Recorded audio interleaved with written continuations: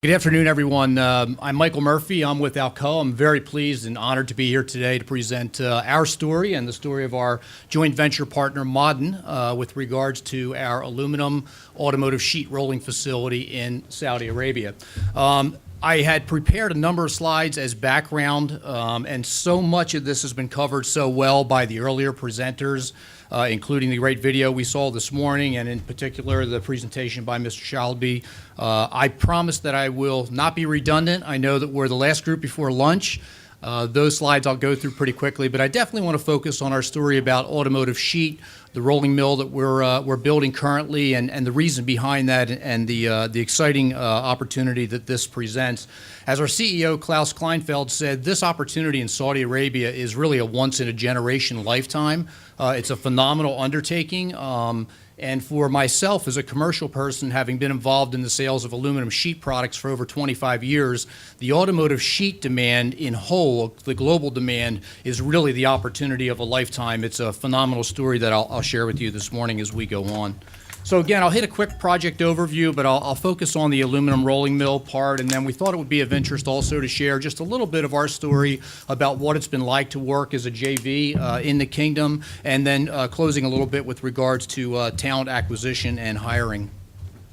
The project, as you've heard already again this morning with a lot of great presentations, is a huge project by our standards. I have to admit I was a little bit humbled by the scope of some of the other projects today, but we're talking about a $10.8 billion investment on behalf of Alcoa and our JV partner, and it's really exciting, bringing a lot of new technologies, of course, career opportunities for products that will be both sold in the kingdom and exported globally. This is a fully integrated facility, as you'll see in an upcoming slide. So we're talking about from the mine to finished rolled product. Very exciting, with lots of flexibility for expansion in the future. And as Alcoa, we thought it was critically important to be established in this part of the world. Of course, the kingdom has the two key abundant resources that you need to produce aluminum: bauxite and energy. So it's an absolute natural fit for us to be there. And again, I think some of the earlier presentations talked about location, location, location. Same is true for Alcoa's thought process in terms of this investment. You've seen a lot of maps already this morning, so the key really here is that there are two major investments that we're making.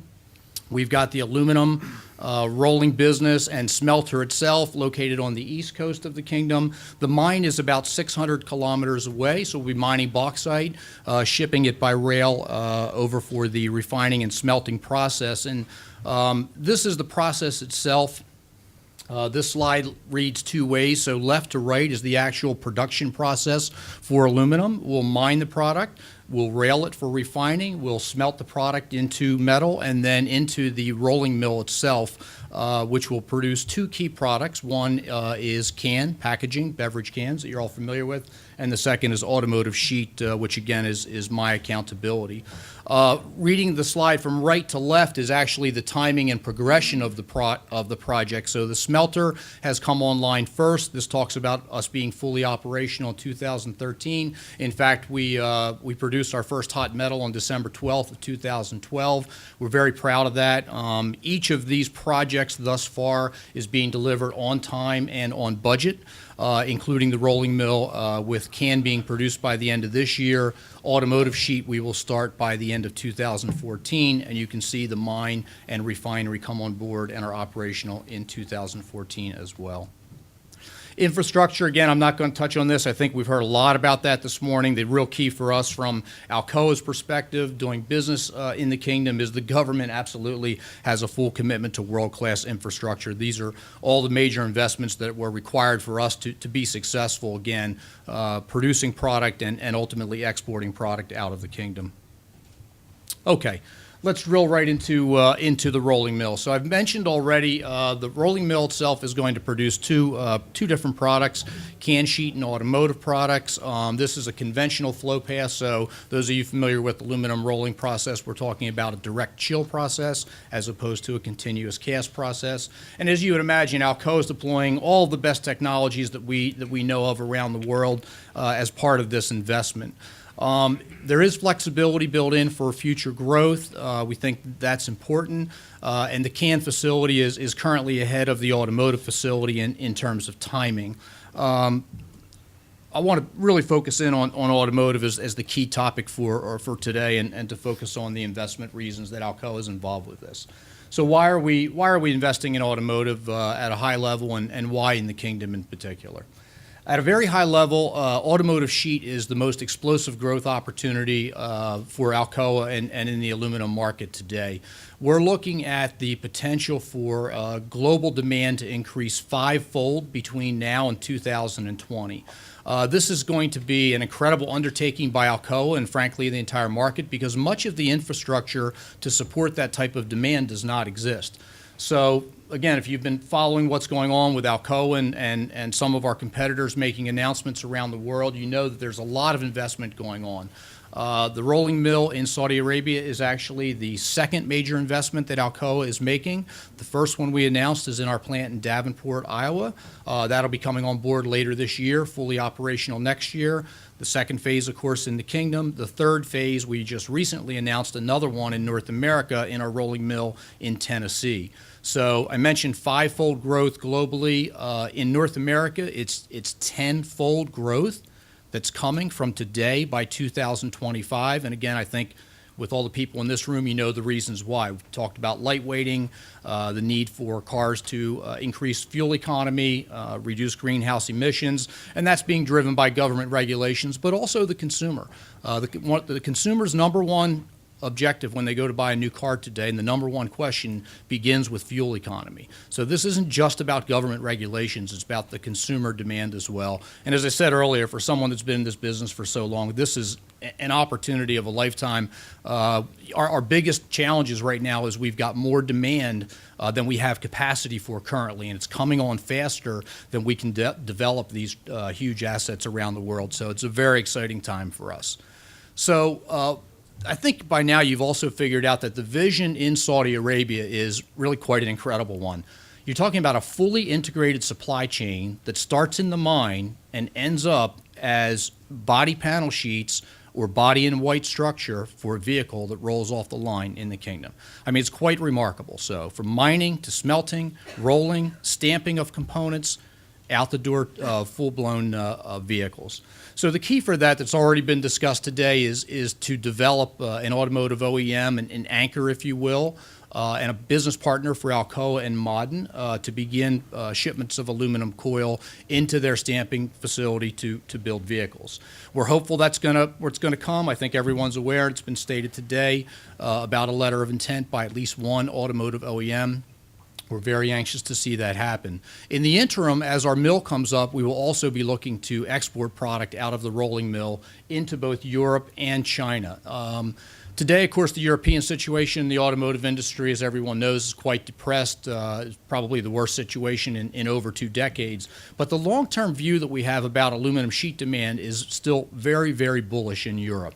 Most of the aluminum sheet is going into larger vehicles, so C&D platforms as well as SUVs. The growth of those vehicles continues, and they will continue to have the need for more and more lightweighting in time. So our view is sometime in the 2018-19 timeframe, there's actually going to be a tightness of supply of aluminum sheet to meet the demand, even in Europe, setting aside what's going on in North America. Similar situation in China, we think, although that picture is a little bit more difficult to play out because of the economic situation, first of all, but the competitive landscape is a little less clear in China as well. But we think there are significant opportunities there that we hope to capitalize on out of Saudi Arabia, and eventually perhaps with an investment in China as well. So all the products that we're making, for those of you that are automotive OEMs, you're familiar with, predominantly 5,000 and 6,000 sheet. The 6,000 product, of course, will be heat treated. It will also be chemically treated. It'll be produced to meet all of your standards. All of you have global standards established throughout the world, and that's what this process will be able to do. So that's the vision. That's where we're headed. And again, it's quite remarkable and quite exciting. I just wanted to share a few pictures so you knew that this wasn't real. This isn't just a PowerPoint presentation. We're actually doing this. You can see we've got quite a lot of work to do, but this facility will be up and running. Again, we'll produce our first coil by the end of 2014. Go through probably about a 6-month or so full commissioning, trialing process with our customers, and then commercially readily available product in 2015. So that's the automotive side. I'll wrap up very quickly just talking a little bit about the JV and then about talent. So with us, it was really about taking, again, I hope many of you are familiar with Alcoa, working with our joint venture partner Modern to take the real building blocks and the fundamental assets and the fundamental capabilities that Alcoa has developed since we invented the commercial process for producing aluminum some time ago. So our reputation, of course, begins with excellent safety and health performance, excellent environmental stewardship, deploying what we call the Modern Business System, which is a collaboration or a connection of the Alcoa business system along with our partner Modern, and producing excellent products for our customers. I mentioned before this cost performance. We think it's really quite astounding that all of our projects so far are on time and on budget. I mean, we started from pouring foundations in the smelter, and 25 months later we were producing hot metal. So it's just an absolute remarkable achievement along with our partner, and in essence making sure that we have world-class execution in the kingdom as we do everywhere else, and in fact an advantage there that everything we're doing is new and using the greatest technology that Alcoa has available. In terms of talent acquisition, we've got actually over 20,000 people on the construction site today. Once the construction's completed, we'll target to have a little under 2,600 people in terms of the actual operations. And that's been a really great story as well. As I've talked to my colleagues that have been involved personally in the hiring process, it's going very well. Of course, our first objective is to hire locally, but we've also gone to local countries for hiring. And the retention rate has been very high, and the turnover has been very, very low. So we're really fortunate with what's occurring there. And as many of the other folks have touched on this morning, a big piece of this, of course, is training. So the types of training that we do coordinated with local technical and industrial schools. Modern has developed its own teaching academy, and then a big part of what we're doing is job sharing information back and forth. So we've got a little less than 200 Alcoa expats from around the world on the job site today, helping to teach people the specific skills that are needed for producing aluminum and then ultimately rolling aluminum. But conversely, we've brought a lot of people from Saudi Arabia and put them into our facilities around the world, so they really have firsthand experience seeing, how's this process done by Alcoa throughout the world. And one of the good things about Alcoa is whether you go into a rolling mill in Samara, Russia, or a rolling mill in Davenport, Iowa, you're going to see all the same practices followed. So very consistent and disciplined process. So I try to go quick to make up a little time and not be redundant. I hope that worked for everyone, but I'm happy to answer any questions that you have when we're done. Thank you.